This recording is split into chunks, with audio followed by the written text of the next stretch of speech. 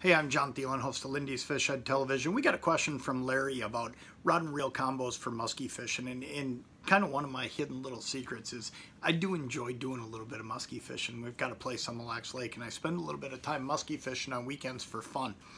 And you know, I'll tell you, I've used a lot of different rod and reel combinations over the years for muskie fishing, and I understand your question, Larry, where you're feeling like, you know, a bait casting setup, you're going to get a little bit more backlash than you are with a spinning reel.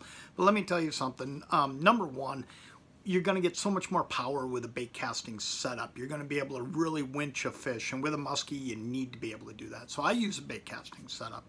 Here's the thing.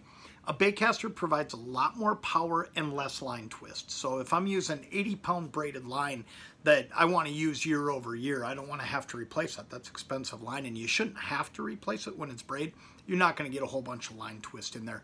Number two, backlash is really, really minimal when you're throwing muskie baits. And here's why.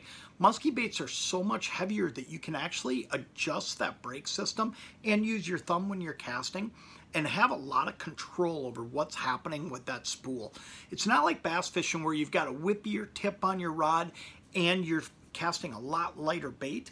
When you're casting a muskie bait, you've actually got a lot of control because that's a bigger, heavier bait, and ultimately you're using a pool cue style rod, you know, something in a heavy action, you know, setup. So ultimately you have a lot more control. As far as a rod goes, 7.5 foot, 8 foot heavy power rod, something with, you know, again, that pool cue type action to it.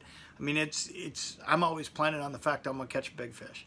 So ultimately you wanna go with something that you're gonna be able to winch fish, move fish with. So if you look at a setup like that, a 7.5, 8 foot heavy power rod and a bait caster setup, I'll tell you what, you're gonna be very successful, and it's gonna be a lot easier to control and cast than you think.